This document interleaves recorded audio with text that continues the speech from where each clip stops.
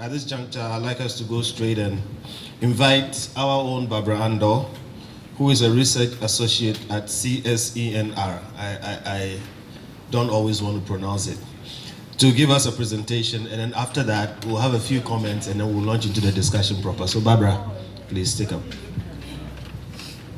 Thank you very much, Mr. Bento, and thank you, Rim, for that great presentation. One thing that I would like to add to the presentation, one thing that I think is very useful for us to think through, is the state of the financial health of our utilities, power utilities in Africa in general. Because most of the solutions that we are looking at concerning renewables have to do with utility scale solar, utility scale wind. All these are intended to be carried by the grid. But the grids as we have them now are not as efficient as we would like them. We still have capacity challenges, we still have efficiency challenges. And if we are looking to put all that power that we are generating from renewable energies onto the same grid, we will not be able to make the quick gains within the time frame we are looking at. If you look at the Renewable Energy Master Plan, for example, for Ghana, that is, there are very exciting targets in there. I think one of the targets is that we have to attain 4,000 megawatts renewable energy in our total electricity generation mix by 2020. And we're in 2018, we have just 2 years to go, and we are still not even halfway to achieving that target. So I think it must be a critical thing considered in our discussions. Another thing that I would like to add is that there's a need to achieve a balance in looking at the deployment of renewable energy, because if we are looking at achieving quick gains, while we are dealing with the power sector inefficiencies or the overall financial health of our power utilities, we also need to look at ways or means by which we can make very quick gains within the short term. And I know that some of the ways are already being deployed. For instance, the proliferation of solar home systems. We also look at micro and mini grids and several other off-grid systems. However, there are challenges there as well that need to be sorted out, that need to be critically looked at. For instance, if we take the solar home systems, we realize that the components that come with, for instance, an inverter, a solar panel, looking at solar energy alone, sometimes the upfront costs of those investments are a bit inhibitive when you look at our average households in Ghana. Those are things that we need to look at so that we achieve a very accurate balance. While we are working to sustain our power utilities, we need to work at the same time to be able to make quick gains with off-grid systems. We look at other initiatives that are to help facilitate the proliferation of renewable energies. We look at the feed-in tariffs, auctioneering, net metering, amongst others. We realize that in Ghana, for instance, as an example, we had a Renewable Energy Act and everything that comes with it in 2011, but it wasn't until 2013 that we could effectively even start implementing our feed-in tariffs. And even so, we haven't had it easy. So in formulating these policies, it will be useful to go deeper and look into other models. Perhaps there are things that we can tweak. Perhaps there are other examples. For instance, in South Africa, there's an auction system that is working well. South Africa, as was seen from the presentation, is one of the countries in Africa where energy access has been superb. And I think it will be useful to learn from countries like South Africa. In order not to take away all the points, I think I'll stop here so that we can have a fruitful discussion. Right, okay. Thank you very much, Barbara. Like was said, we're expecting Mr. Wisdom Ahiata Kutogobo, the Director of Renewable and Alternatives from the Ministry of Energy, and Mr. Dr. Alfred Ufosua-Hinkra, who is Executive Director at Energy Commission. My information is that they are stuck outside the country as we speak. I'm hoping they'll manage to get their way in, but it doesn't look like they'll make it. So fortunately, we have a bit of time, and I'd like us to use that to beat up a few of the issues. I'd like to start by putting the matter in perspective. So this is about energy. It's specifically about renewable energy, but to set the ball rolling, I don't think we must be too focused on renewable energy for its sake. There is an argument to be made for renewable energy for its sake. But I'd like us to take it first from the broad view of energy. The reason being that energy is crucial to life. All modern life is based on energy availability. So I don't have time to go into the history of mankind, but if you go back 200 years ago, and you look at how fast we've developed in the last 200 years, 2 centuries of human being existence, you will find out that the availability of energy is directly correlated with the development of mankind. Indeed, today it's difficult for people to appreciate the fact that a few centuries back, it was impossible to make some of the journeys that we make today. You could not travel too far. You could not do international trade. It was extremely difficult even if you tried, simply because we did not have the energy systems to power the transportation systems we have today. So energy by itself is a major issue. It is a well-established fact that energy availability and consumption is an indicator of development. So if you look across the world, countries that have a lot of energy and use a lot of energy are the most developed. It is also established that it is not just an indicator, but it is an enabler. In other words, the use of energy actually makes you more developed. That's the first problem we need to deal with, because you hear about how people want to limit the use of energy in the environmental, argument, which is valid. You don't want to waste energy, but you do want to have people using more energy, because the alternative is not acceptable. Using is not the same as wasting. To use it, however, it must be available. So every country must find a way to develop energy resources and make it available to its people to use, because that is what will push them into development. So the first thing is, how do we generate more energy, and how do we make it more available to our people? Then you come to the renewable issue. So we've been used to the fossil fuel and other sources of energy. But now there is a major push for many reasons that maybe we'll go into during the question and answer time. But again, I emphasize that the focus here is about having energy and using it. The renewable question comes in because we know the constraints with the traditional sources of energy, fossil fuels and sources like hydro. You need a river, it has to be in a certain geological arrangement, and then the investment to put in a dam, and then to evacuate the power to the places where it's needed. And then you take fossil fuel, you need to go down, drill it, take it out, refine it, transport it, and the things that it comes with. And we are realizing that there is this option called renewables, which in the past 30 years have become a major source. Germany, which is one of the most developed countries in the world, has instituted a program called Energy Wende.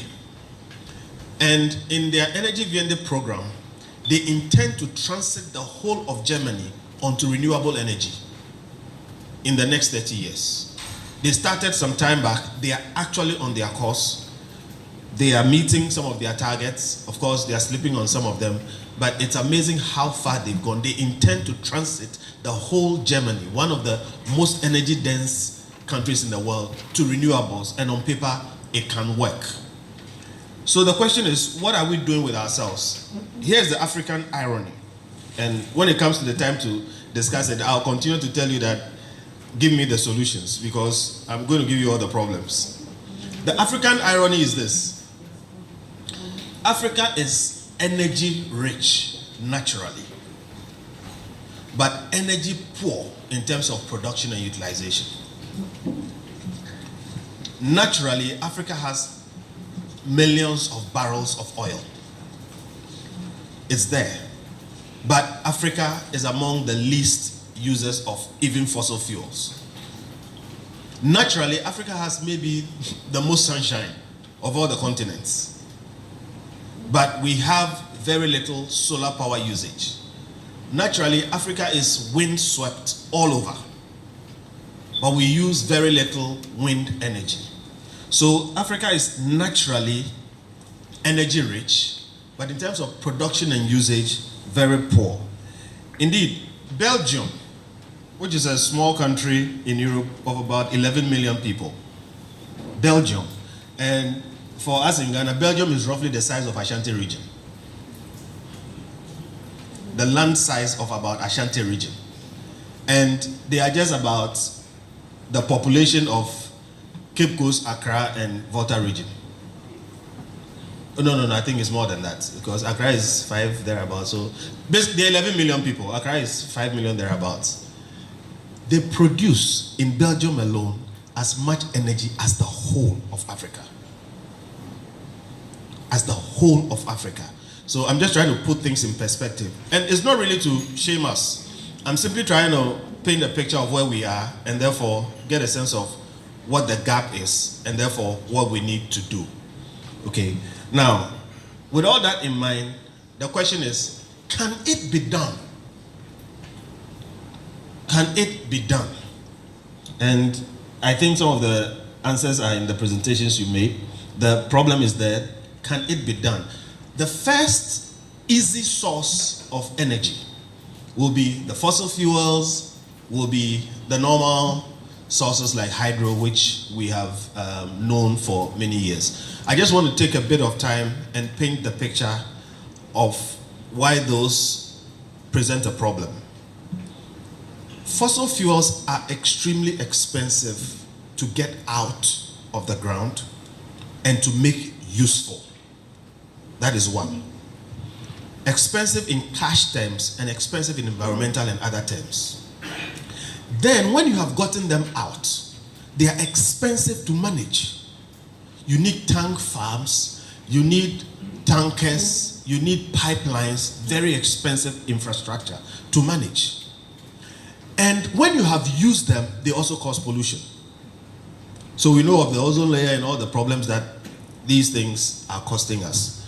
So fossil fuels are a solution that will cost you a lot, even if you can manage to get them out and to use them. We don't have a choice, we have to continue to use them. In Ghana today, there's a major problem. The problem is our 200 barrels of oil produced every day and what we are doing with the revenue.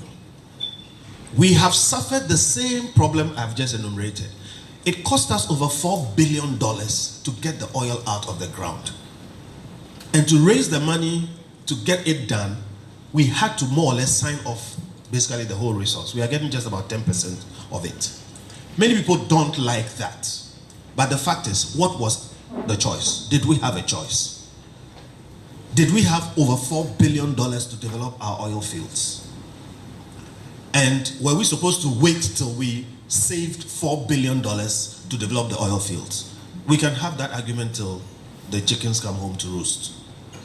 But that is why we have this problem here. So immediately somebody will say, well, let's use hydro. We know Akosombo. It's helped us all these years and it's good.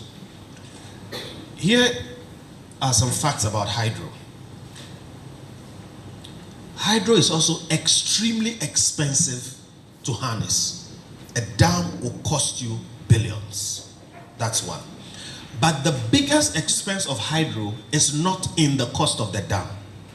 If you take Akosombo, the land size alone that Akosombo took off Ghana, the land size, the land that we lost, if you calculate the value of that land, you will see the real value of hydro.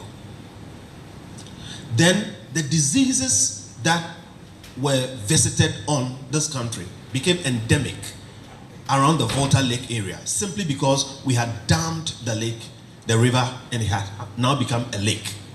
The cost in terms of human lives, the cost in terms of disease burden, the cost in terms of Medicare and all those other things, most of which we've neglected.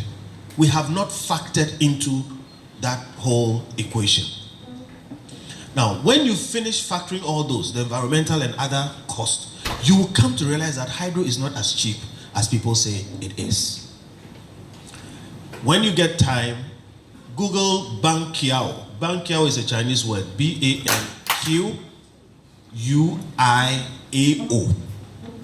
B-A-N-Q-U-I-A-O. Banqiao Dam. The story of Banqiao Dam is that it broke, and within the space of 24 hours, over 100,000 people died. Banqiao Dam broke. It was a hydro dam. And when it broke, within the space of 24 hours, over 100,000 people died. Subsequently, even more people died. When Chernobyl, the nuclear power plant in Russia, blew up, just about 10,000 people died. I am giving you some sort of perspective on the real cost of energy sources. We all don't like nuclear energy. We think it's too dangerous. The worst nuclear accident in the world cost just about 10,000 lives. Banqiao Dam cost over 100,000 lives. So when you really compare, and these are some of the things that research will show you, which ordinarily your emotions will not connect to. So in short, there is no cheap option. That brings us to the issue of, so can we really do this renewable thing? Can we do the solar? Can we do the wind? Can we do the tidal wave thing? You know, can we do biogas? Can we do biomass? These are the sources of renewable energy. And like Barbara mentioned, immediately you get a sense that if you take solar, for instance, the value chain includes solar panels. You have to have aluminum frames. You have to have technicians to fix it. You need a battery and all those things, and people run away from it.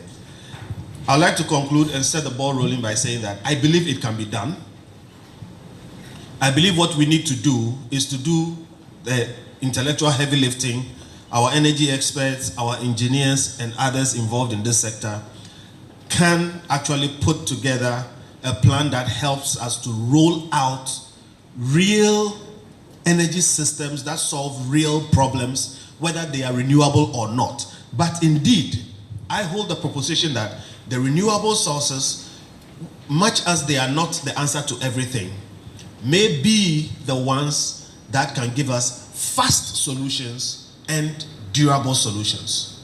And in conclusion, recently, there was a proving of this concept by Tesla's Elon Musk. So they had a problem in Australia. A lot of their grid was blown off. And by some stroke of luck or accident, one of Tesla's engineers said that, well, they can solve that problem. And on Twitter, there was a challenge. A very serious person in Australia challenged Tesla and said, if you can solve the problem, we are going to pay you X million in terms of, remuneration.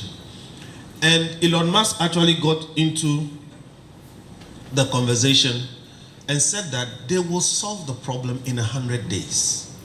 And if they don't solve the problem in 100 days, all that installation is for free. And it costs tens of millions of dollars.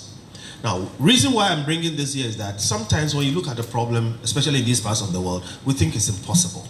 Here is a competition between two boys. And I call them boys because it was like a boys' competition on Twitter. And one of them committed to build the biggest battery farm and solar-powered system the world has ever seen. It's not been done before. He committed to do it in 100 days, or it will be free. And this gentleman took him on and said, you are on.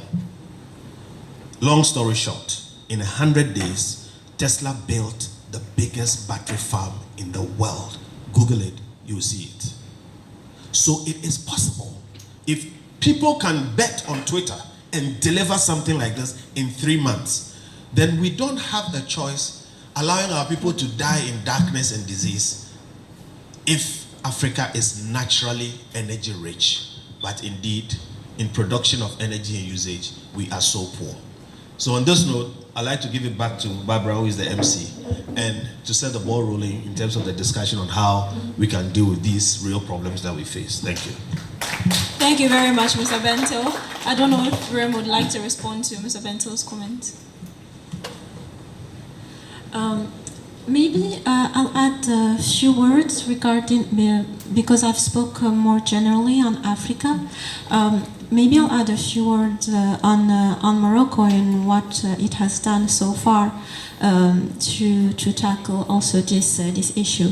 So Morocco depends also heavily on fossil fuels in its energy use. But lately, with the rise of renewable, it has taken a new place, and the country has adopted a new strategy to foster the use of the renewable energy. One of the main objectives of Morocco is to bring the share of renewables to 52% by 2050, divided as follows: 14% for hydro, 14% for solar, and 14% for wind.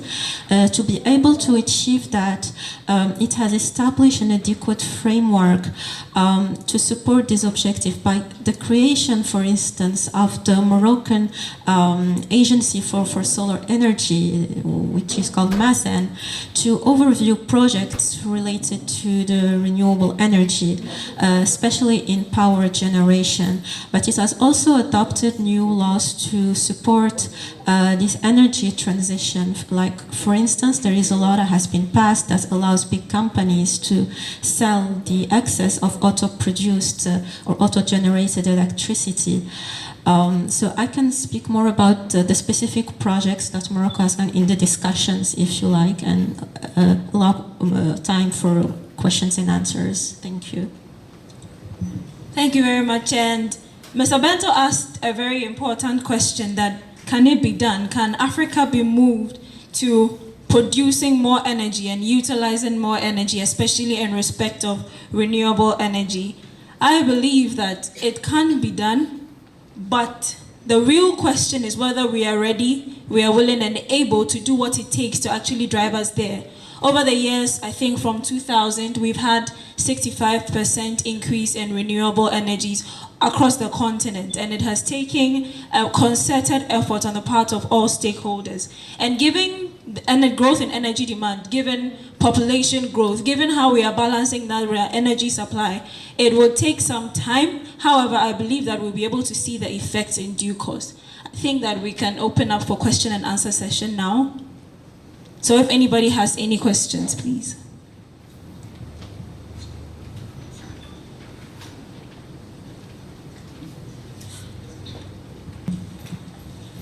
Okay, thank you very much.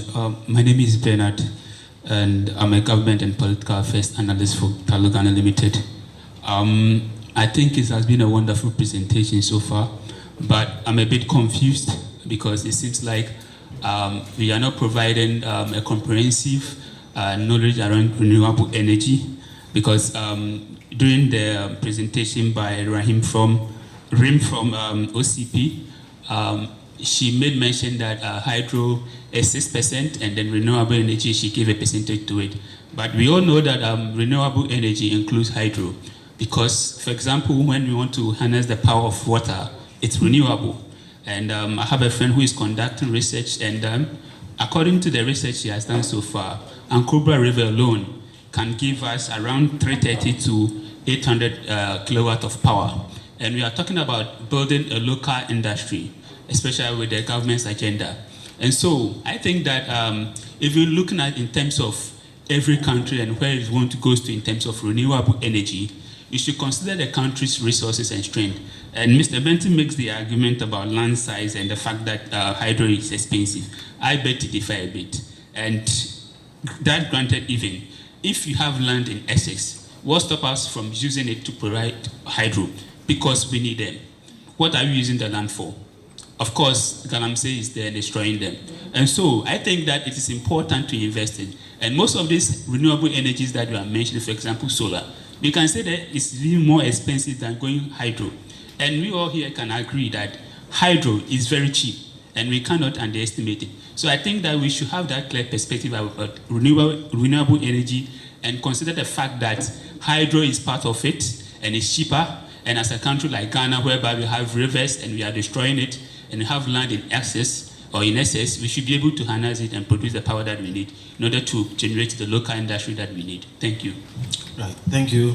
Noted, who addressed them. So the gentleman in the middle.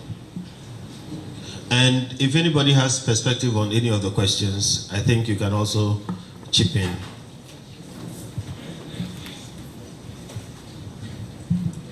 Thank you very much. My name is Ejenim Boating. I think it would have been good from Biotherm Energy. Okay.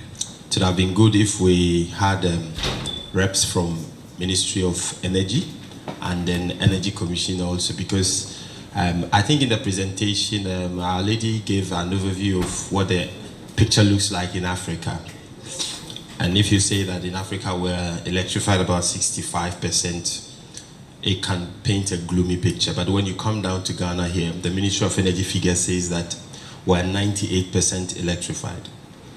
And then when it comes to energy generation, the generators will tell you that we have an overcapacity in generation. So if this is our situation, in reality, what is our motivation for going solar? For going renewable? Thank you. Mr. Benson, you want to take a third question? I think a third one. There was a gentleman just behind you. Oh, behind me? Is it this hand? Yeah. Right. Well, my name is Amin Karimu from University of Ghana Business School. Basically an energy economist. So I'll talk about it in the market perspective. Right. If you want to scale renewable, obviously we need the price signals to encourage private sector to be part of it. Government generally cannot do everything, obviously, because renewables are quite expensive to start with. The initial cost of investment is quite huge, and therefore, if you want a good playing field to get people to be part of it, then you need to have the pricing of electricity to be right. And therefore, these regulators and interference in the electricity price will be a serious hindrance if you really want to promote renewables. That's the first thing. Now, coming back to hydro, I agree that hydro is quite expensive to develop, but there are different types of hydro. It depends on whether you are going to the mini hydro or you are going to the heavy, large plant hydro. If you go to Sweden, where mostly the hydro are the mini hydro dams, they have several of them, which is very competitive in terms of cost in producing or establishing the hydro dams.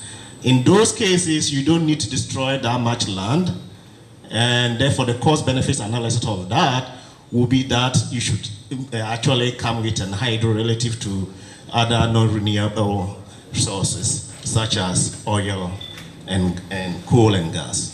Right. Thank you very much. So our panelists will handle the questions.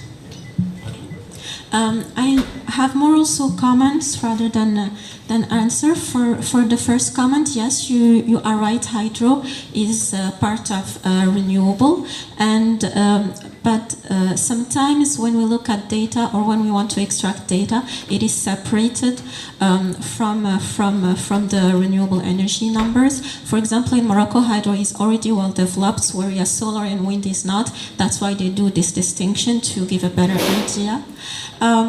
Also, to the gentleman there, yes, of course, the presentation was aimed to give a more macro overview of Africa. Indeed, there will be differences when we look at specific countries. The number given were more also Africa average. I'm sure, as you mentioned, Ghana is doing very well in access to energy, and so as Morocco. So it is. Since Africa is a very big continent and very fragmented continent, it's very difficult to give, very specific numbers regarding very specific countries. But I agree with you, and you are right. Okay, so maybe I'll give. Okay, so I'd like to speak to the question about the motivation for going renewable or for increasing renewable energy in the general generation mix for Ghana in particular, given that we're already at a 98% electrification rate and we have overcapacity generation issues. I think that we need to go into renewable because there are several benefits that transcend just a general access rate. And the access rate that you referred to, I don't know if you have critically considered rural access rate. So if you're looking at rural electrification alone, we need to critically consider the solutions that can be quickly deployed to ensure that we're having that kind of access that we require, even at the rural level. That is one reason why solar energy or renewable energy in general comes in very handy. And you look at, when you compare the abundance of renewable energy in Africa in general and in Ghana in general, we'll be shooting ourselves in the foot if we're not taking advantage of renewable energy. Solar energy is widely available in Ghana, and we can easily deploy solar energy. If you compare the deployment rate of solar energy or any renewable, and you compare it to fossil fuel-based generation, the amount of time or the time overlay within which power plants, fossil-based power plants are deployed, you realize that we actually have an advantage if we are taking renewable energy into consideration. Another key reason why we must be motivated to look at renewable energy is the quick gains it provides in terms of being labor intensive, in terms of giving job creation, in terms of providing employment. All these things, and of course, we cannot forget about the environmental benefits. So we do have a motivation to go into renewable energy. We would be totally shooting ourselves in the foot if we do not take advantage of it. Thank you. Okay, so first let's get the ones we agree about out of the way. Hydro is renewable, so it is renewable energy. It's just like Rim said, sometimes it's categorized as one of the traditional sources, so we don't look at it that way, but it is renewable, so that's out of the way. And the issue of mini hydros and different types of hydros. So first point, the power problem is not only a generation problem. In fact, a big aspect of the power problem is a transport problem. It is about bringing it to the place where it is needed, which is why we have in Ghana grid coal, and we know the problems we've had with grid coal. We have generation, we can't evacuate and send them to the right places. So that's one of the problems. If you have a hydro plant, it's going to be where the river is, and the people will be elsewhere. So that's one of the real issues we have to deal with. And then this issue about we have an overcapacity, and therefore, what is the motivation for doing what we are trying to do? Overcapacity technically is not just about generation capacity, it's about the cost of the energy. You don't have an overcapacity if you have an overcapacity in extremely expensive energy generation systems which are not affordable. And in this country, over what we call the energy crisis period, the doomsday period, we took the liberties, and when I say we, I mean our government, took the liberties to enter all kinds of power purchase agreements which didn't make sense. Now we are saddled with a lot of generation capacity we can't afford. To that extent, therefore, we don't have an overcapacity. You don't want that energy. So we need to figure out what to do with that thing. And again, that's why we are doing the thinking. Now, a bit about solar and maybe IMANI. We actually are not very romantic about renewable energy. In fact, there have been times when we have, I have debated against the use of renewable energy in certain situations simply because it does not give you the necessary energy to move people out of poverty. China puts in place over 100 megawatts of power every year in nuclear and fossil fuel and thermal and other sources because it has a need for effective energy, and it does not go into any argument about whether it's environmentally friendly or not. It is determined to pull people out of poverty, and it succeeded to a large extent. If you bring in these arguments of the environment and other things, then you are going to have a situation where fighting poverty takes longer. So I first want to make the point that we are not very romantic about renewable energy, thinking that everywhere should be, put under a solar system. We are saying this because if you take the pros and cons of renewable, and I'm talking about solar, wind, biomass, biogas, there is, in my mind, no reason why we are where we are. Let me give you a simple example. Secondary schools in this country average over 1,000 people per school. Anybody in biogas will tell you that when you have 1,000 people who go to toilet every day, it does not make sense not to have a biogas system delivering energy from that waste. Secondary schools today have roofs and almost zero solar panels. Meanwhile, the average classroom in this country needs only one bulb. And that one bulb means that you can double the use of that. It can be used day and night. That one bulb, in many cases, is one solar panel and a few accessories. I don't see why we have not put solar in every secondary school, put biogas in every secondary school. It is well known that bus systems, municipal transportation systems, can run on either electricity or gas. So I don't know why we haven't done that. My point is, if you look across the various things that we do, 40% of municipal energy use is lighting and other low intensity purposes, all of which can be put on solar. So the question is, why haven't we done that? If you want to use the other sources, it means you have to generate it, evacuate it, create all those situations, and then later go back and pay for it. So what we are simply putting out here, the issue is about the potential. And we think that the potential is well known. The question is, what are we going to do moving from here to really making sure that we put in place these energy systems, because we do need them. Okay, if you ask me for more hydro, first I'll ask you, where is the money to build the dam? And if you give me the money to build the dam, I assure you that money will be enough to produce more solar systems to deliver more power than the dam will produce. So it's a cost and benefit. It's a simple cost and benefit. Even if you have found oil, and you tell me, like we did in Ghana, we are going to have to borrow $4 billion to get the oil out and put it out.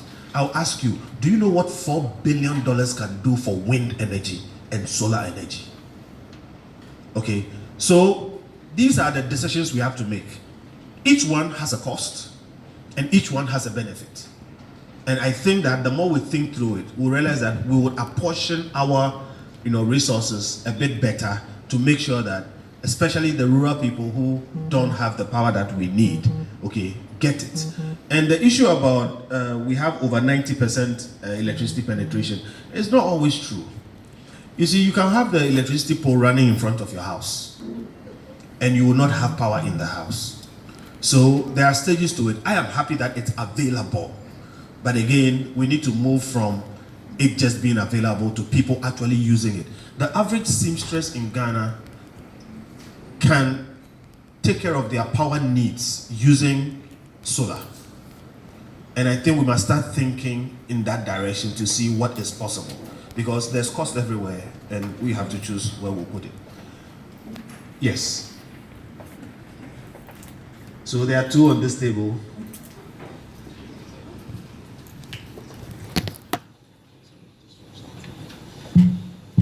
All right, thank you for the opportunity.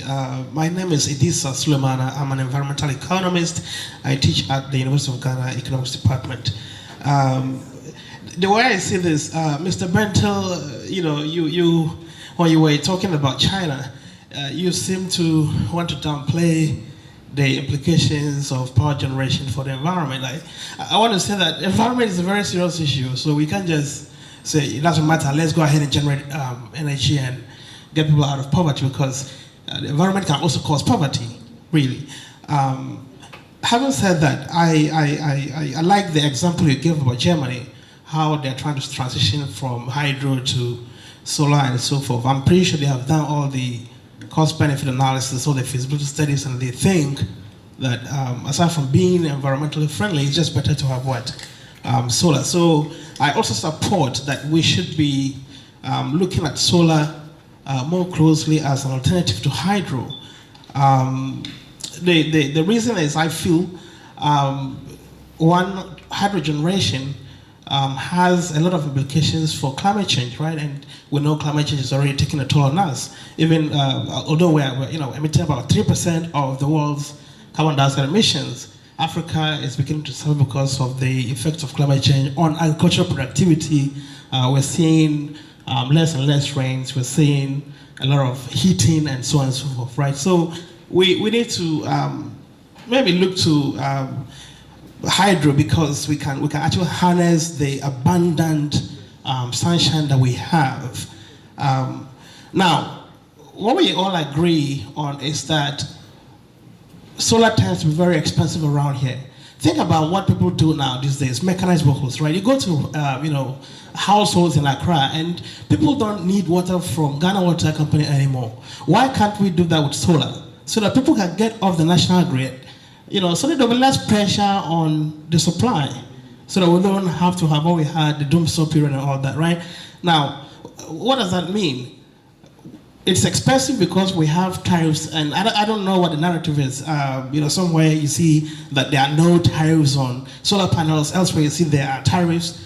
But the bottom line is that the batteries that have to store the energy that these panels bring are very expensive. There are huge tariffs on those, and Try and wrap up, because we want to take some calls that we should reduce these tariffs. How is IMANI or any other person, aside from just individual businesses, walking that talk? Can we go to the government and say, look, let's try to do something, make it cheaper for people to actually install solar, so that they can leave the national electric grid? Thank you. Yes. Okay. Sorry. Good morning. I wish the Ministry of Energy folks were here to address some of the issues that have been talked about. But let me just try and clarify a few issues. First and foremost, hydro is not as cheap as we are being made to understand. Bui is actually costing about 11 cents per kilowatt hour. Over a long period of time, yes, once you have taken care of the capacity charges, then the running O&M costs come, but Bui is 11 cents. Bui Power is also looking at some of the small hydro sites. In fact, they are about building a demonstration plant on the Chachadu River. For a 60 kilowatt plant, it's about 500,000 US dollars. So if you do the unit cost, it's not cheap. Besides that, we don't seem to have a lot of hydro anymore. We've taken all the big hydro sites. Bui was the biggest of the lot. The rest, the maximum is around 90 megawatts maximum capacity. So yes, hydro has a place, but we seem to have exhausted all the big hydro sites. So the mini hydro sites and the small hydro sites, we mostly wouldn't be developed as grid-tied system. It has to be developed as standalone systems. So that's something that we all need to establish. The excess capacity, Kofi, unfortunately, is a big issue. It's a real big issue. We can't run away from that. And it's one of the main reasons. Yes, we've signed bad deals, but these contracts are take or pay. And any day that you don't run those plants, we will pay. So that's a serious issue. I'm sure yesterday, those of you who checked the graphic, Energy Commission is no longer issuing wholesale licenses for renewables, simply because they've already issued close to 130 licenses. Most of the projects haven't been developed. Why? Because there are no off-takers. And part of the reason, the only off-taker who has been forced to sign all the PPAs, ECG, is not creditworthy. And come January 1, ECG ceases to be the ECG that everybody can force to sign a PPA. Because the Miracle people will take over and they wouldn't just sign any PPA. So there are a lot of issues, and unfortunately the excess capacity is a big issue. Until we're able to find demand for the close to additional 2,000 megawatts that is almost redundant at this stage, it's a big issue. Solar has its own issues. Solar is very competitive these days, especially the grid-connected systems. But solar is going to also create some problems that we haven't perhaps looked at yet. For example, Bui is doing about 20 megawatts in phases. the 20 megawatts, they need about 10,000 acres of land. 10,000 acres. So very soon there will be serious competition for land. The roofs that we are looking at, the Association of Solar Industry people will tell you that most of our routes have not been built to take the loads that we would like to do. The hairdressers, their salons can't take the load that will meet their demands in there. So put everything put together, we need a proper plan, and each of the technologies will have a role. Okay, the government said they want to do 10%. 10% of what we're not too sure. But assuming it's 10% of total installed capacity, at the moment we are about 4,200 megawatts. So it means we're talking about 400 megawatts. At the moment, renewables minus the large hydros is about 20 megawatts out of the total. So there's still room for the renewables. But all these technologies, unfortunately, are also not that cheap. I mean, the wind project happening at around Pram Pram for about 125 megawatts, we're talking about $320 million US. Of course, you don't worry about recurring costs, but the capital costs will have to be recovered. So let's make sure that we don't just, let's make sure that it's a holistic plan. We are looking at it in totality. Each of the technologies will have a role to play. Finally, access. I think access, even the ministry people are quoting, nationwide is about 85%. But rural access is around 65%. So we still have a long way to go. And the places where they don't have access now are the places that are difficult to reach. Okay, so even within the ministry, even though they are talking about universal access, they concede that for some of them, they can't extend the grid. That's where the off-grid solutions and the mini-grids also will have a critical role to play. Bottom line, we need a plan that will create and carve out a place for each of the options that we have on the table. Otherwise, we'll be saddled with a very expensive technologies. Very soon in this country, we may be forced to turn off efficient combined cycle plants and run simple cycle plants because of take-or-pay contracts. And that doesn't make sense. Ben, please go ahead. Yeah, thank you very much, Kofi.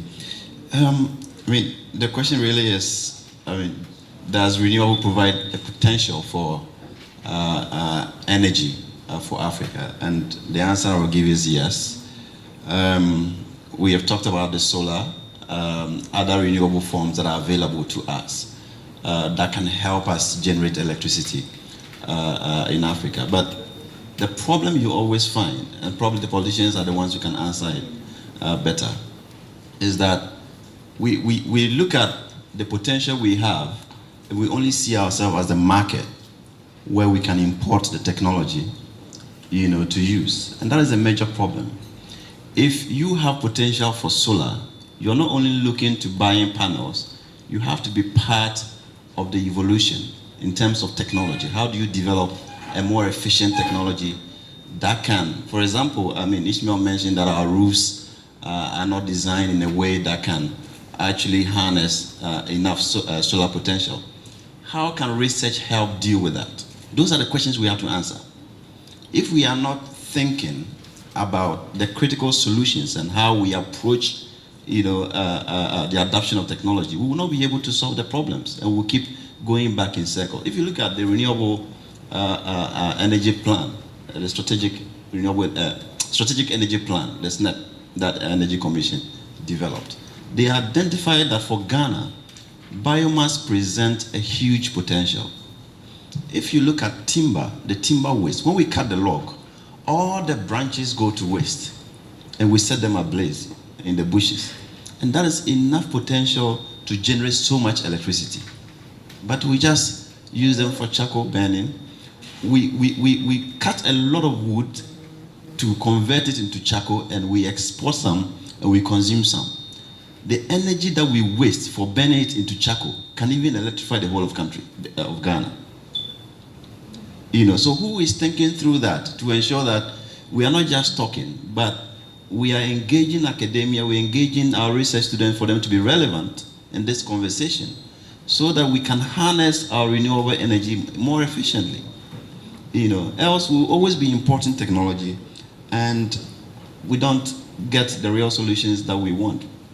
As far as energy is concerned, 1 kilowatt from solar, renewable, solar, hydro, nuclear is the same kilowatt. Okay, so we have to think about our context. For example, I mean, I've seen a project in Brongahafo where a company was given a concession, a land, and a permit to go ahead to build a biomass plant. And they have over 100,000 hectares of plantation now, which they could cut and burn it to generate electricity. What the politician is looking at is that the cost of generating from that plant is about 19 cents per kilowatt hour. They rather prefer 11 cents per kilowatt hour and spend $1 to import heavy fuel oil, to use in those plants, rather than the biomass plant that is for 60 megawatt plant, employing about 2,000 Ghanaians, who for the first time didn't even have bank accounts, and now they have bank accounts receiving salaries.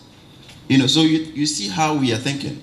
We think short term, we think importing fuel and not making use of what we have, that can generate, higher economic rate of return in the long run.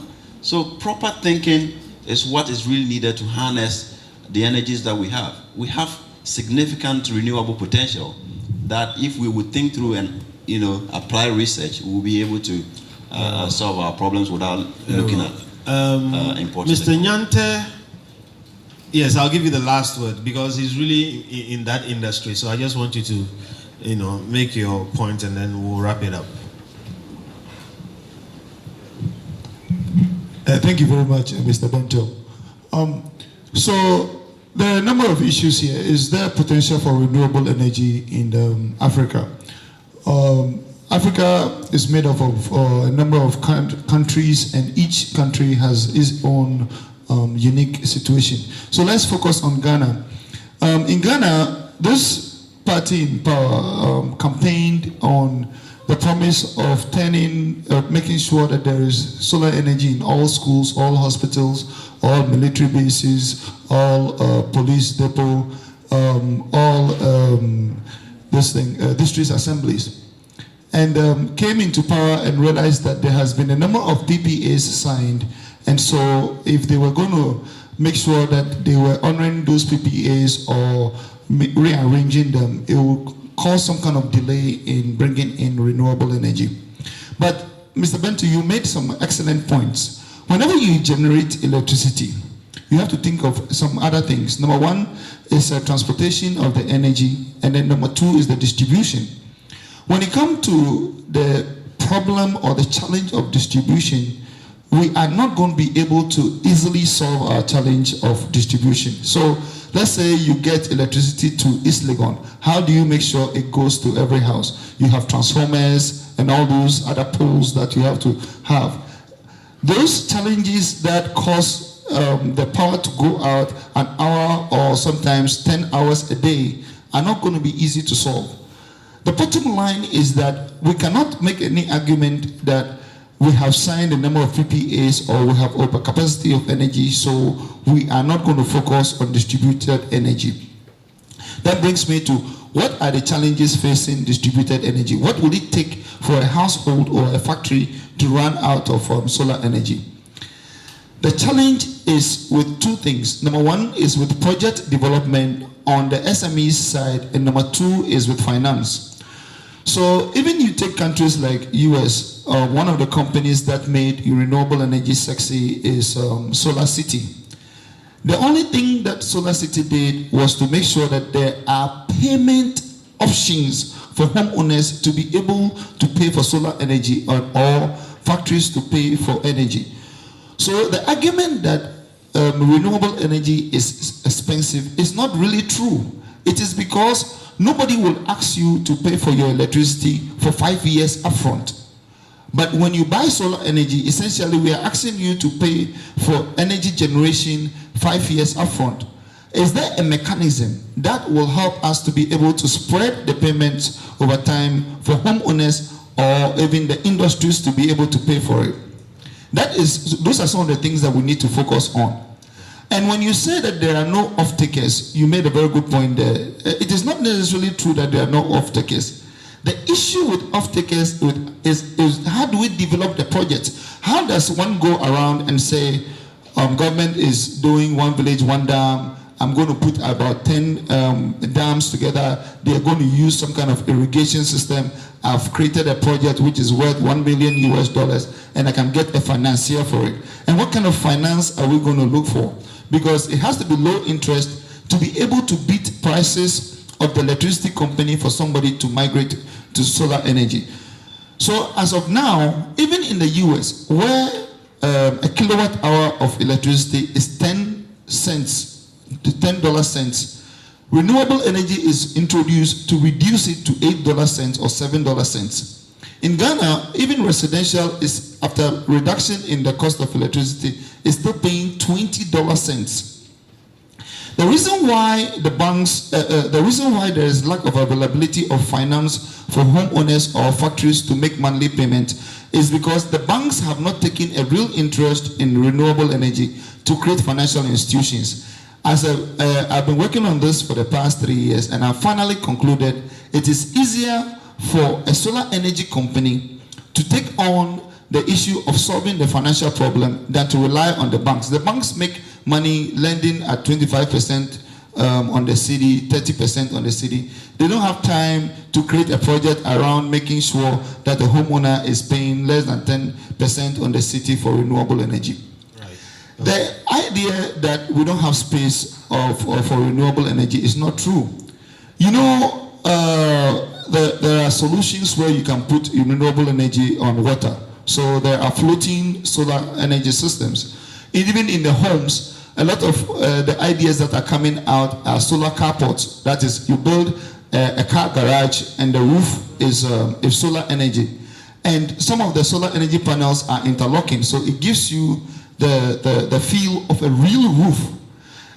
For instance, I advocate that almost all these new factories, if there is one factory, one district, one factory, almost all these factories should use solar energy roofing. If it's the same cost, the money that you're going to use to do a roof, you can use that money to do solar energy roofing, which means that the factory has base load energy. So what is the conclusion? The conclusion is that, number one, we need to focus heavily on advocacy to get government to become interested in pushing renewable energy. We need to advocate and make sure that we are pushing the hand of government to take renewable energy seriously. Right. Number two, we need policy around off-taker. There are countries like Kenya that make sure that if you are using hot water tank of a certain capacity, it has to be solar energy. So once you create the market, the projects will follow and the finance will follow. So we need policy around, let's say 10% of all the energy in hotels or hospitals should come from renewable energy. You'd have created a market for renewable energy and you'd have created the projects and then the finance will follow.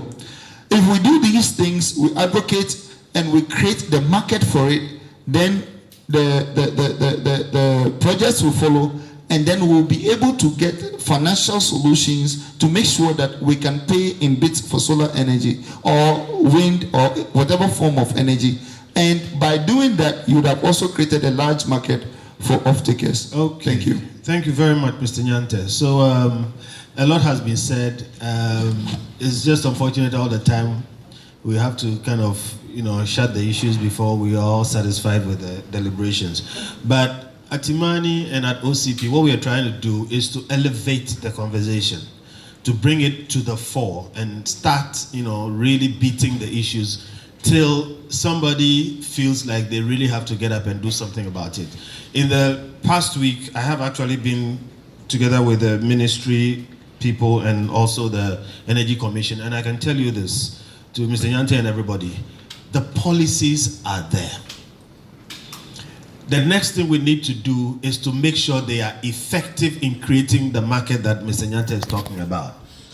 Now, like I said, it's the start of a discussion. We are elevating it and we hope it to go on. What are some of the things that we are going to take out of here in your subsequent, deliberation and discussion on these issues.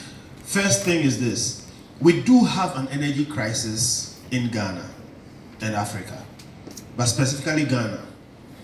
And we can deal with at least 40% of our energy needs from renewable sources. That's a takeaway.